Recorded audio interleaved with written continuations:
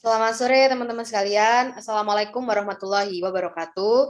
Sebelumnya, tak kenal maka tak sayang, maka perkenalkan kami dari kelompok 7 kelas J Kepemimpinan akan mempresentasikan Q&A session pada sore hari ini. Di sini saya tidak sendirian, saya bersama dengan 4 rekan saya. Dan perkenalkan, nama saya Anissa Fitriana. Nama saya Sandrina Putri Kusmawardani.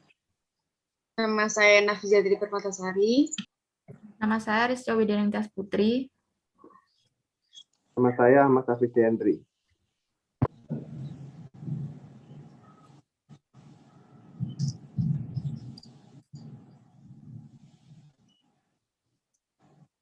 Baik, pada sesi yang pertama ini, sebelumnya saya akan membacakan pertanyaan dari Saudara Haidar Akbar.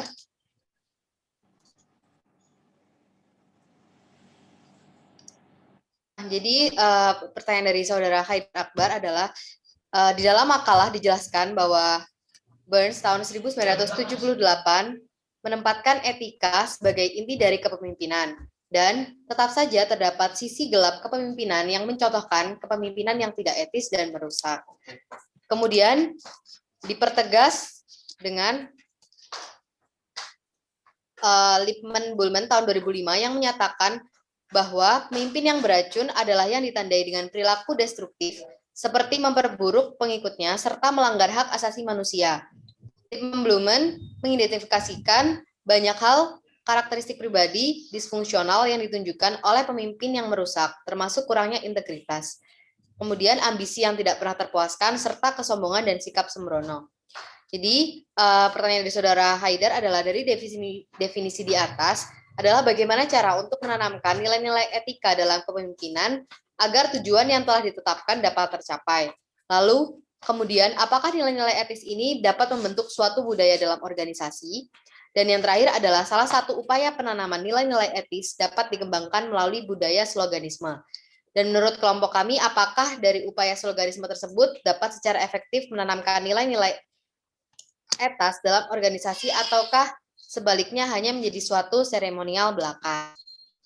Jadi yang pertama saya akan menjawab pertanyaan yang pertama, yaitu adalah bagaimana cara untuk menanamkan nilai-nilai etika dalam kepemimpinan agar tujuan yang telah ditetapkan dapat tercapai.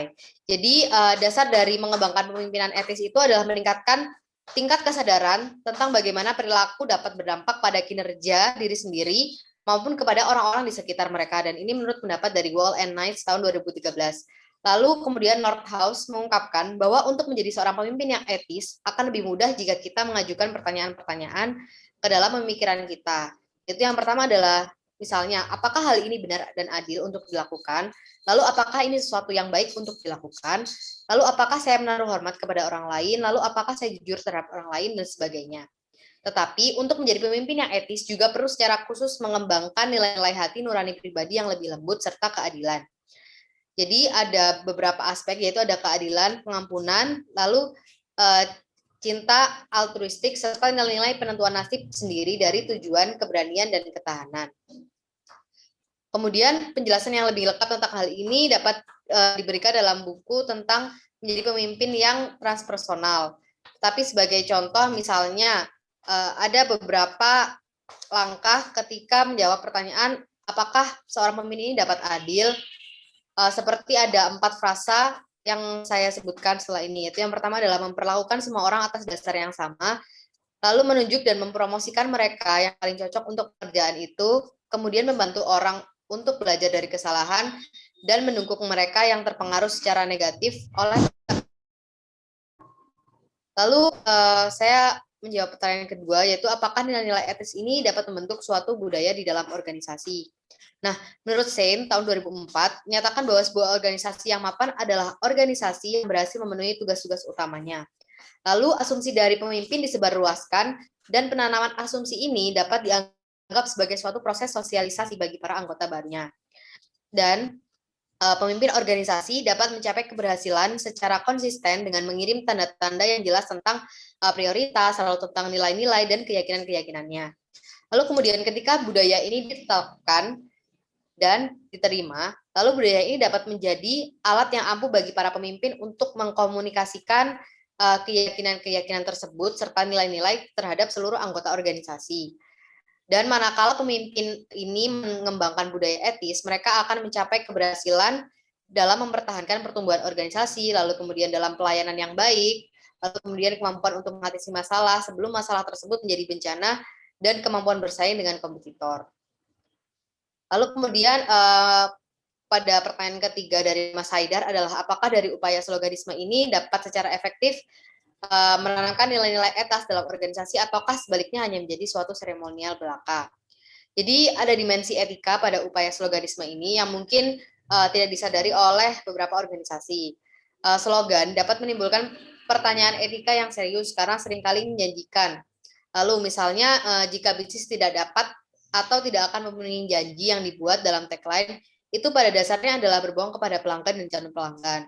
Lalu misalnya sebuah toko itu menyajikan harga terendah di kota selain menipu pelanggan karena tidak memberikan harga terendah. Nah, hal tersebut memberi alasan untuk tidak mempercayai slogan pemasaran tersebut. Jadi berarti pemilik bisnis perlu meninjau kemampuan organisasi sebelum mereka menggunakan pembuatan slogan dalam perusahaan mereka. Jadi mereka perlu mengetahui kemampuan dan tidak mampu organisasi mereka sebelum membuat janji di depan publik. Lalu untuk pertanyaan selanjutnya akan dilanjutkan oleh rekan saya. Waktu dan tempat dipersilakan.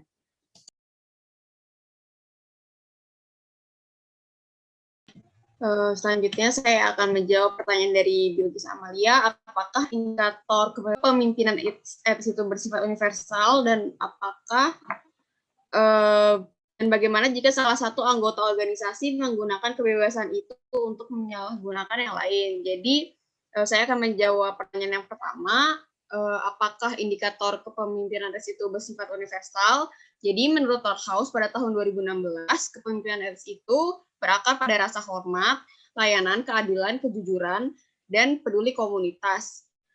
Rasa hormat, layanan, keadilan, kejujuran, dan peduli komunitas ini menurut kelompok kami harus diakui sebagai loyalitas terhadap prinsip dan moral nilai universal. Jadi bukan hanya sekedar prinsip dan nilai moral yang dipegang pada taraf individu saja, tetapi harus universal, tidak hanya berpatok pada individu, masyarakat atau organisasi. Misalnya saja kejujuran. Menurut Becker, pada tahun 1998, kejujuran itu bukan hanya tentang perkataan semata, tetapi juga mencerminkan tindakan yang sejalan dengan prinsip dan nilai moral universal rasional. Kemudian yang kedua, bagaimana jika salah satu anggota organisasi menggunakan kebebasan itu untuk menyalahgunakan yang lain.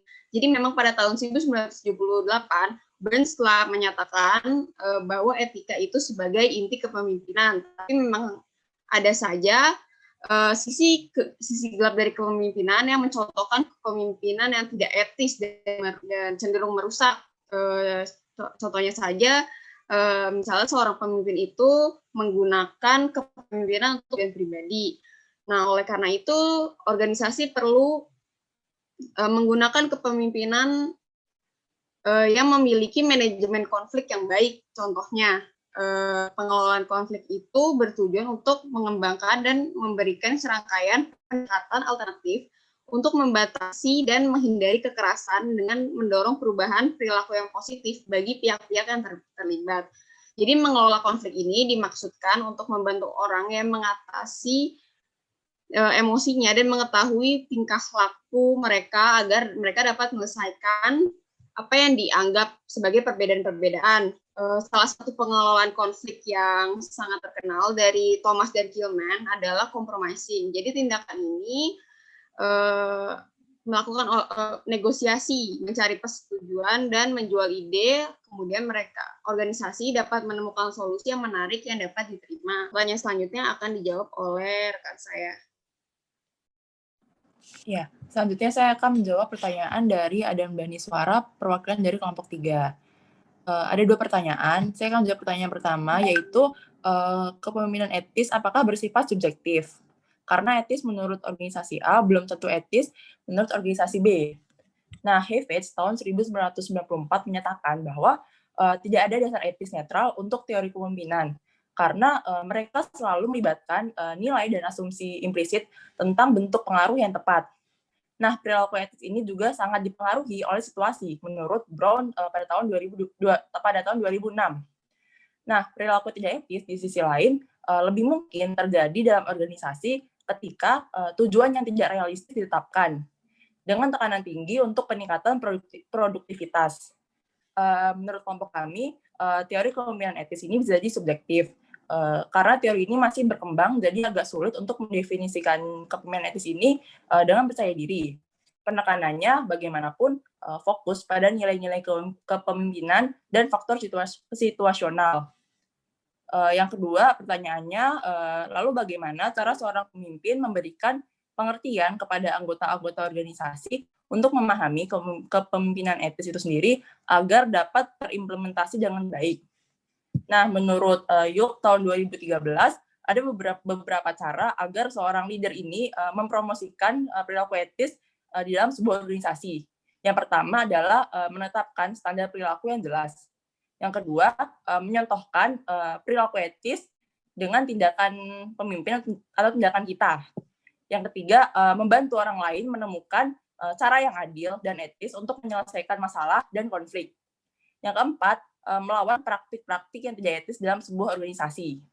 Yang kelima, menerapkan dan mendukung program yang mempromosikan perilaku etis.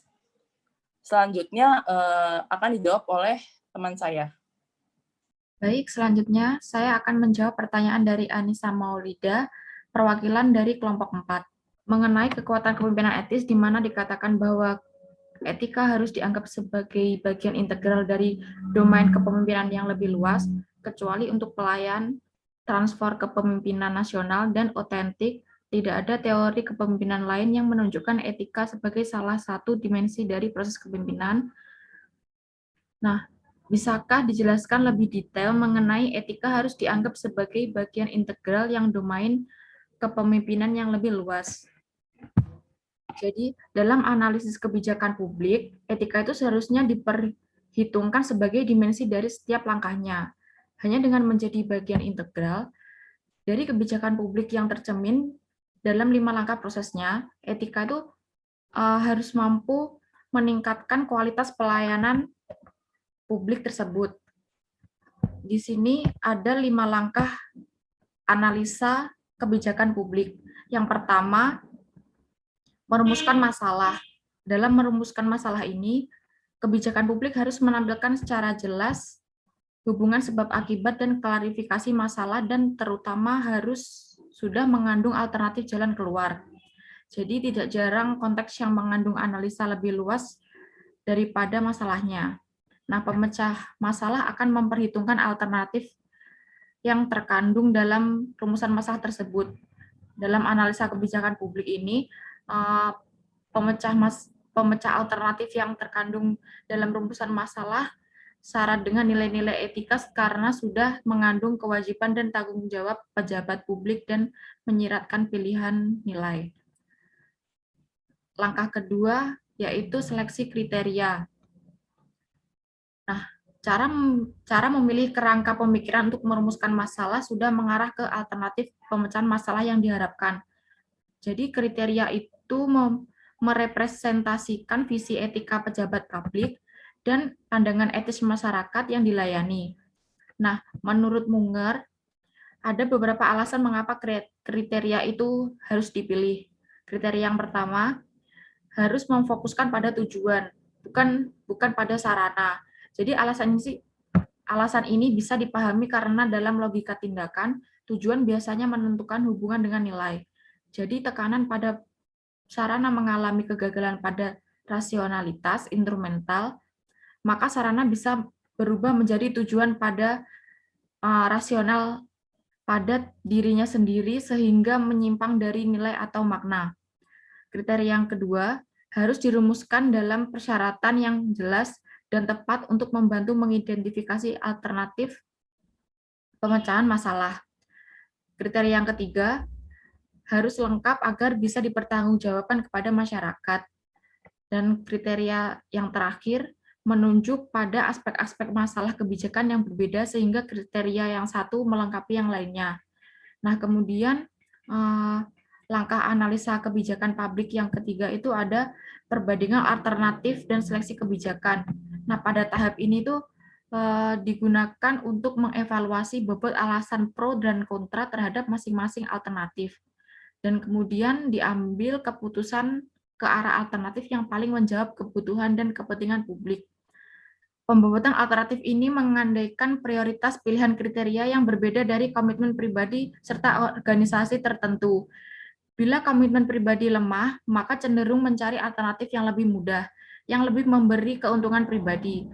Jadi kerangka yang menentukan rumusan masalah, identifikasi alternatif, dan pilihan kriteria erat terkait dengan visi etika pejabat publik. Kemudian yang keempat, ada pertimbangan aspek politik dan organisasi. Nah, setelah alternatif dipilih dan dirumuskan, pengambil kebijakan publik masih harus berhadapan dengan masalah diterima atau tidaknya kebijakan itu oleh pihak-pihak lain yang terlibat. Pertama, apakah secara politik dapat dijalankan, yang artinya wakil rakyat atau representasi publik apakah menyetujui dan mendukung sehingga menjadikannya undang-undang. Yang kedua, apakah secara organisasional bisa dijalankan, pejabat publik, keuangan, dan waktu memungkinkan implementasinya. Nah, dalam tahap ini tuh persuasi menjadi peranan penting. Mediasi melalui nilai, makna, atau simbol menjadi konkret untuk mendapatkan persetujuan sebanyak mungkin pihak yang terlibat. Nah, dalam konteks ini, etika publik sebagai etika sosial tidak cukup hanya puas dengan premis norma-normanya yang sahih, tetapi harus bisa mendorong kepada konsensus untuk menyetujui suatu kebijakan. Jadi oleh sebab itu, sejak awal proses kebijakan publik, politisi, birokrat publik, dan pihak-pihak lainnya tuh harus sudah dilibatkan. Kemudian yang terakhir, ada implementasi dan evaluasi program masuk ke dalam prosedur akuntabilitas, yang artinya evaluasi itu merupakan bentuk pertanggungjawaban pejabat publik atas kebijakan dalam menjalankan kekuasaan yang dipercayakan oleh warga negara untuk melakukan pelayanan publik. Selanjutnya akan dijawab oleh teman saya. Selanjutnya, saya akan membacakan pertanyaan dari Nabila Maharani. Bagaimana cara menciptakan budaya etis dalam lingkungan kerja?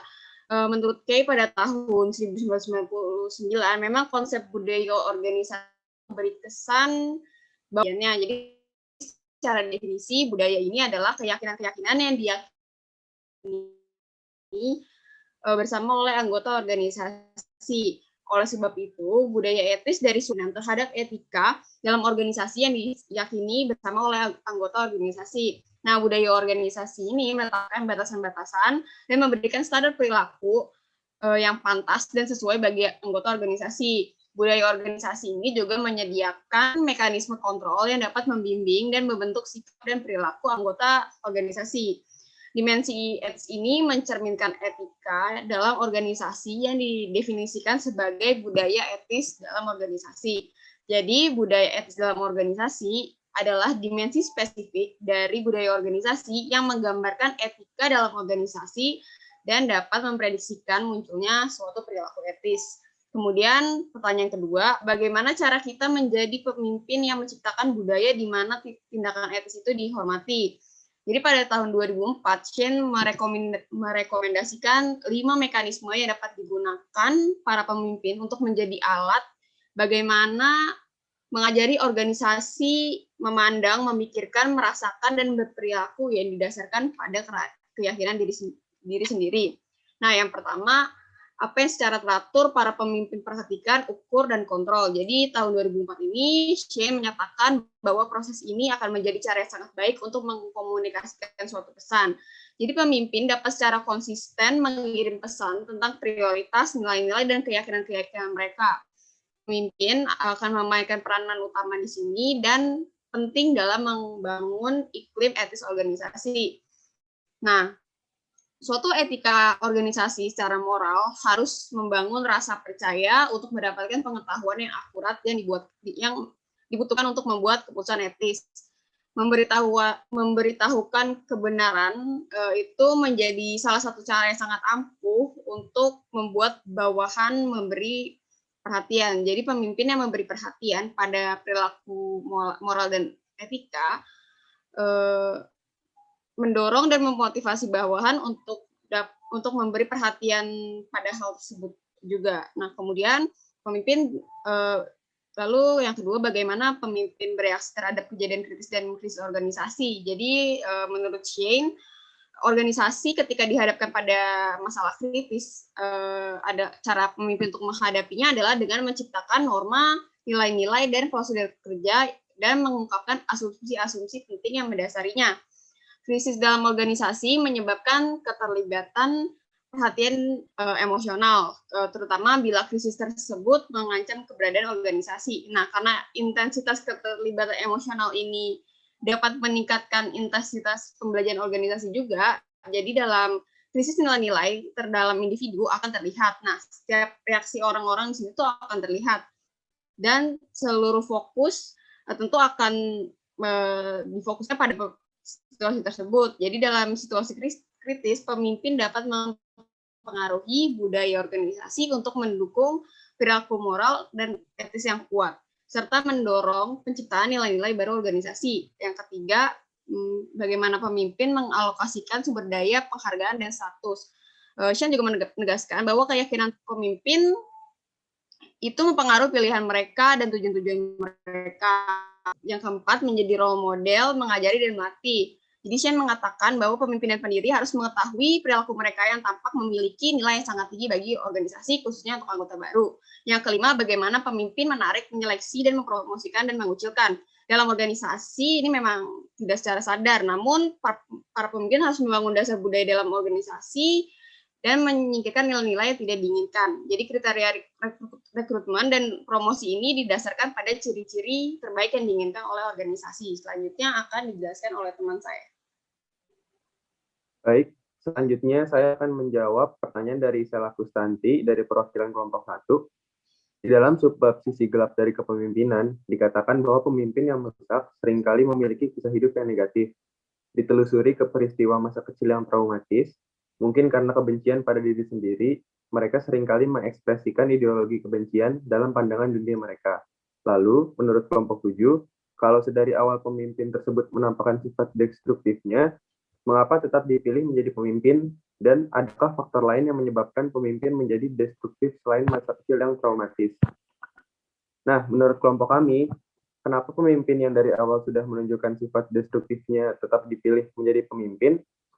Mungkin tipe pemimpin seperti ini unggul di bidang lain, tapi kurang di bidang sifat. Jadi menurut Edwin Locke tahun 1991, itu terdapat 4 kunci untuk memimpin dengan sukses yang ditunjukkan dalam model kepemimpinan.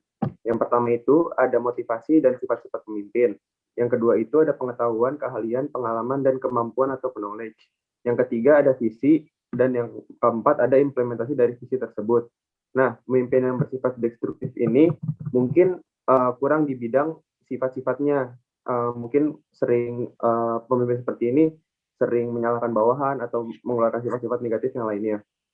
Tetapi pemimpin seperti ini mungkin unggul di hal lain seperti pengetahuan, keahlian, dan pengalaman. Oleh sebab itu, pemimpin yang mempunyai sifat destruktif masih mungkin untuk dipilih untuk menjadi pemimpin. Lalu, selain masa kecil yang traumatis, terdapat beberapa faktor yang menyebabkan seorang pemimpin menjadi destruktif. Menurut Ari, tahun 2007, menemukan bahwa seorang pemimpin yang memiliki kebutuhan untuk terlibat dalam pengawasan yang kasar. Sedangkan menurut Mumford, tahun 1993, juga menemukan bahwa seorang pemimpin cenderung terlibat dalam perilaku destruktif ketika self-efisiensinya berada pada titik yang sangat rendah. Kondisi itu di mana pemimpin tidak percaya terhadap dirinya sendiri, apakah dia bisa memimpin atau tidak. Jadi kayak seperti kehilangan rasa kepercayaan diri. Lalu, menurut hasil kajian dari Krasikova tahun 2013, terdapat beberapa sifat-sifat yang menyebabkan pemimpin menjadi destruktif, yaitu seperti Machiavellianism, narsisme, dan psikopati. Itu adalah sifat-sifat yang juga menyebabkan seorang pemimpin menjadi pemimpin yang destruktif. Sekian tanya jawab dari kelompok kami untuk menjawab pertanyaan-pertanyaan kelompok lain. Semoga bermanfaat untuk kelompok lain dan bisa dipelajari. Kurang lebihnya mohon maaf. Wabillahi taufiq wal hidayah. Wassalamualaikum warahmatullahi wabarakatuh.